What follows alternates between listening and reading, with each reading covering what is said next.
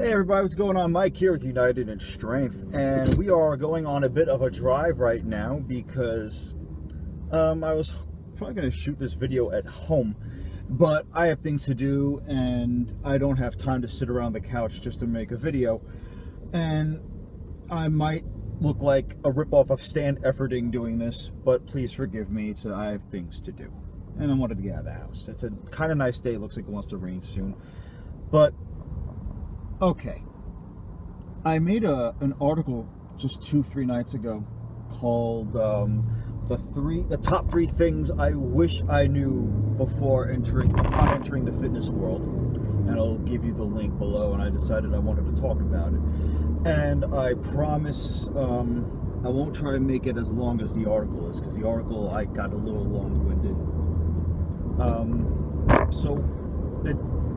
Why am I doing this? Because recently I've been reflecting a lot lately. I've been thinking about where I am and the roadblocks that were in front of me that kind of held me back for a while. 14 years. That's how long I've been training, and 14 years is a long time to get to where I've gotten. And I was thinking about what I could have done to quicken that, if you will. The things I could have taken the time to learn, because I never gave myself that time. And I want you watching this to make sure that you never have to worry about this ever. So, without further ado, what are those top 3 things I wish I knew before I entered the fitness world? Number 1, listen to your body. A lot of people don't know to do that when they're beginners. This actually goes out to a lot of you beginners, or those of you with undiagnosed conditions, because that was me for a very long time, and a lot of it was mental. What is the biggest difference between an amateur weightlifter, regardless of his or her goals, and a pro? The difference is that pro knows his body, knows her body. And what does that mean? All that means is that pro, regardless of his or her goals, has taken the time to figure out what works for that person. That could go for anything. It doesn't necessarily mean workout programs, but that's part of it. Workout programs, what works best for them. What set scheme, what set ranges work for them, what rep ranges work for them. It's all about volume. What exercises do they feel are really working their muscles? That's a big one. Exercise, more than scientific, is feel. When are you doing a dumbbell bench press correctly? As in, you're feeling the eccentric contractions when you're down at that bottom portion? Are you feeling the secondary muscles like the tricep push through when you're doing the concentric portion of the movement? And, most importantly, are you lifting weights that you can handle? You could see certain bodybuilders T-bar rowing 400 or 500 pounds. But remember this: if you're a new person, that bodybuilder doing 400, 500 pound T-bar rows can probably do it 10 times. Can you? You could see a power lifter like Dan Green doing a whole leg workout of nothing but back squats and front squats, and that's pretty much what he does. But does that work for every power lifter out there, regardless if they're as advanced as he is? The answer is most likely not. I know that I learned this the hard way. I learned that just because someone says that an upright row works for certain people does not mean it's going to work for me, because all that did was hurt my wrist. Certain exercises can be dangerous. You have to figure that out, and that's the other portion of listen to your body that I want to talk about. What do I want to say? I want to say this: you have to listen to your body. You have to feel like there's something called subjectivity, or a subjective evaluation. And what is a subjective evaluation? A subjective evaluation is basically you're looking at yourself. Your mind is constantly coming up with different thoughts. Your thoughts are ever changing, your thoughts are ever flowing. And so is what your body's feeling. Are you feeling good? Are you feeling bad? Are you in pain? Because what one person sees is different from what you're thinking or feeling. What the other person is seeing is objectivity, and objectivity is absolute. It's final. You could be feeling crappy after benching like 315 for one rep. I think I said that in the article actually. But that 315, the person spotting you or someone watching could tell you that you absolutely smoked it. I felt that way when I did my very first powerlifting competition last May. My final lift was a measly 260 pounds, and I didn't feel so confident doing it. I felt like I struggled. But one of the judges told me later that night that I should have done more because I smoked it. That was very flattering, but I know I felt differently. As a matter of fact, the second attempt was given only two green lights, not all three. Just as an example, of course. Again, how do you feel? What's going on as you're doing the lift? Do you feel shortness of breath when you're doing the lift? After the lift? Do you feel like you're pulling something that shouldn't be pulled? Something unnatural? Do you feel joint pain as opposed to muscle pain? And if you do, please go to a doctor or take some icy hot or rest or something. But do not exacerbate it. And that's when you have to take a step back and say, why am I in so much pain? And another thing is, are the weights that you're using set up properly? Are all the weights set up on both sides of the bar equally? I made that mistake trying to do a 175-pound bench press in the fall of 2009. Oh my goodness, it ruined me for a couple of months. I set it up properly on the bar, on the right side of the bar. It's a 45-pound plate with two 10-pound plates. The other side, I forgot to do that. I don't remember how much I had on there. But as you expect, I unracked the bar, and just like that, the bar was collapsing on me on my right side. And two guys saved me. And the next thing I knew, my rear delta, rather my rotator cuff, was in absolute agony, and the pain was shooting down my arm. And I went to see a doctor, and I was advised not to do any real weightlifting for a while. And this went for anything, because even when I was doing a leg day workout, my shoulder was in absolute pain, which really sucked. And then that was a lesson for me. Be careful. Be subjective. Be aware of your surroundings. Be aware of yourself. What are you doing the right thing?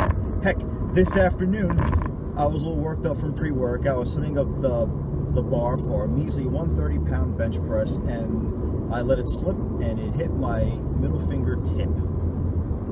Very bruised right now. I don't know if you can see it from here. I don't want to look like I'm giving you the finger. But more than that, I might have said it before already, lift weights that you can handle.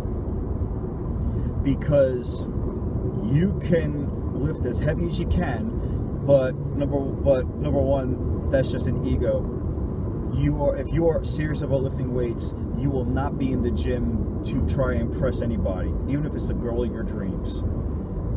They won't be impressed when you're in the hospital. Trust me on that one. Make sure that whatever weight you are lifting, regardless of your goals, and this especially goes for you bodybuilders, and Kai Green will tell you this, you are feeling the eccentric, you are feeling the muscle pull in the right way, you are feeling the concentric, you're getting a smooth 10 reps. I don't care what exercise you do, I don't care what program you do, you must be careful, you must be mindful. Listen to your body. Which actually brings me to number 2 on this list. Learn how to program. I wish I knew how to program in April of 2003. I wish I knew how to do that. Because I think I know I would have been in a different spot right now at 33 than I am right now. Going into a gym is slightly intimidating, and unless you have a buddy with you, or unless you know someone that's willing to guide you and help you,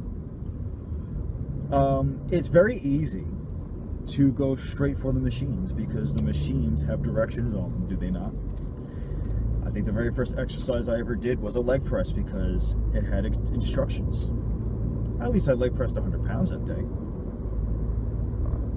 But doesn't make it any better. But I did that for the longest time because I was too nervous to ask anyone to help me, which is a different story. But again, machines have instructions, and barbells just terrified me. Maybe that's a mental thing, I don't know. I'll get to that part when I get to number 1. However, I will say this. You must have a direction, because even if you just do what I did, I at least knew at one point to split my workouts into separate body parts 3 times a week. I did arms one day, I did chest and back one day, I think, and I did arms another. But you need to have a direction, and you need to understand how the exercises work. There's a million programs out there right now, and there's some that work very effectively for beginner programs, including Mark Ripetosa, Starting Strength, and a few others like the offshoot Strong Lifts 5x5. But one thing you must understand is that the importance of multi-joint movements, such as the bench press, the squat, the deadlift, and the overhead press, and a lot of people are saying it and these days, and I have to, as much as it's on YouTube, I actually have to credit YouTube and most of the internet for that, because I think without YouTube, powerlifting and strength training wouldn't be in vogue the way it is now. It's a budding thing. It's no longer, it's not as big as, say, bodybuilding, where winners are going to make $300,000 or whatever first prize for Mr. Olympia is these days. But I don't think it's a fringe sport anymore either, which is also important because powerlifting's fun, and strength training is very important. You could exercise for big muscles all you want, but if there's no strength behind that, then what do you really have, as far as I'm concerned? And I don't know that I'm one to talk, because I don't have the greatest physique ever. I don't think I have that great physique at all, I'll be honest. But you need to learn how to program. I wish I knew how to program. I wish I knew not to just rely on machines. Learn how to properly dial in your workouts, volume, sets, rep ranges, and don't be afraid to ask for help. And that oh yeah, that's another thing. Math can go a little bit over your head. Math went over my head at times. I'm not gonna lie, man. Math pretty much went over my head a lot. But don't be afraid to learn how to dissect. Take your time when you're learning programs. Take your time learning how to dissect things, such as percentages. When a program says to perform a certain weight for 5 reps at 90% of your 1 rep max. Learn how to calculate your 1 rep max, and learn how to calculate percentages. Once you know that, the rest is clockwork. And it's quite fun. And that doesn't just go for powerlifting, it goes for bodybuilding too. Because any program can tell you, do squats for 4 sets of 8 to 12, followed by leg curls, or maybe even leg presses for 5 sets of 12 to 20, and leg curls at the same amount, 5 sets of 10 to 20. But at the end of the day, the weights are going to be up to you. How much you lift is up to you, how much you can handle, which goes back to number 3. But you have to figure that out. And you have to take the time to figure it out. And otherwise, you're just going to go nowhere. Another thing is, make sure you journal what you do. If you don't have a journal already, make sure that you get one. Actually, is another point that goes back to number 3. Because you can write down everything. Write down what works for you. Write down what doesn't work for you. Write down your progress. Because I made that mistake several times back when I was training at Bally Total Fitness. I would do cable curls of, not cable curls, excuse me, cable rows of 70 pounds. And then the next week I'd do the same thing and I wouldn't remember it. Don't wing it. It's not going to get you anywhere if you wing it, unless you've got the greatest memory on earth. And I guarantee you, most of you are too busy to remember everything you did unless you wrote it down. It's oh so important. And that brings me to number 1. And this one's a little hard to talk about at times, but never fear your fellow gym goer. Gym goers or gyms can get a bad rap from the mainstream. Maybe it could be Planet Fitness commercials.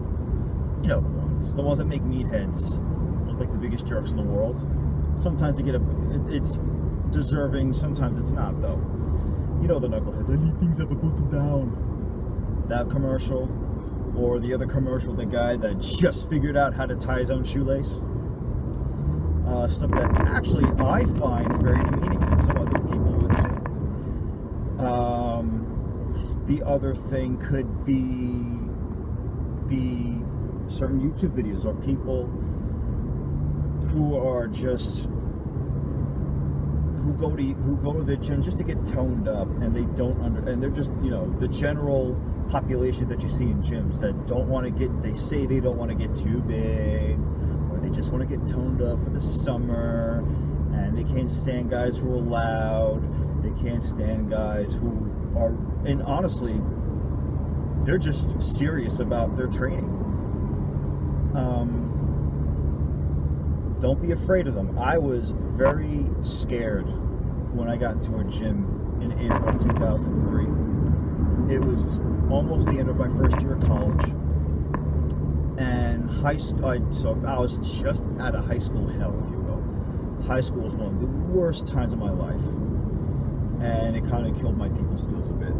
And being in a gym with a bunch of muscular dudes, I figured if they saw me bench pressing 45 pounds, they're going to say something that was going to piss me off, and I was going to not want to be bothered ever again. Hell, my first day in the gym, I just quietly went on the stationary bike that didn't really work, pedaled for 10 minutes, and then I did the machines, like I said, and, you know, mostly to stay out of people's way. And that's no way to go to a gym or anywhere. No one should have to do that. You have tons of potential, and you should not be scared of anything. And I wish someone told me that in 2003, in a way that I could handle at least. So, that bothered me, but the more I went to the gym, I noticed something. People started coming up to me and in a friendly way, offering me their advice. Someone watched me doing tricep pushdowns, and he came up to me, explained to me in the kindest way that I had to keep my arm in the middle and explained exactly why I had to keep my arm in the middle. And then he said to me, I'll check up on you in a little bit. And that meant a lot to me. I was very surprised by that, but it meant a lot to me nonetheless. And that happened a little bit more as time went on. I found myself getting workout buddies, and the gym turned out to be the first time that I legit felt welcome in any kind of community setting or social setting. Music never did that for me, and I played music from the time I was 13, in bands that is, until I was 29. And I never felt that kind of welcome in music, ever. And it showed me that people were watching out for me. They cared about me. It meant so much. Someone came up to me. It was the weirdest thing. He found me in the gym. I never saw this guy in my life, but someone told him that I played drums, which I did. And he asked me if I wanted to audition for his band, which actually reunited me with someone I met in my freshman year of high school. And even though it didn't work out between us for musical differences, he and I and his friend, who was from Barbados, became workout buddies.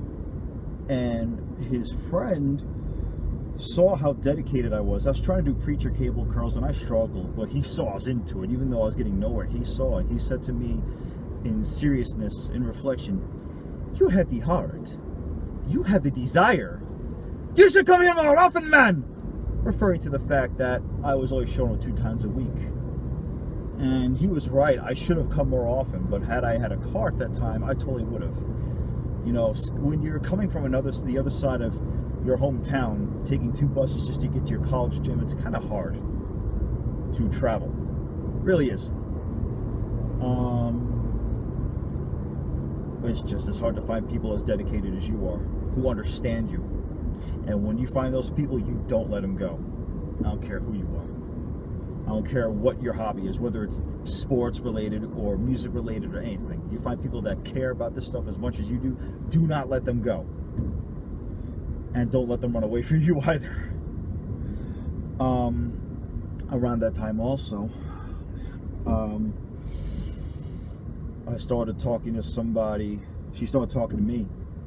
And 14 years later, she is one of my best friends in the world and one of my only friends I have left that I still talk to.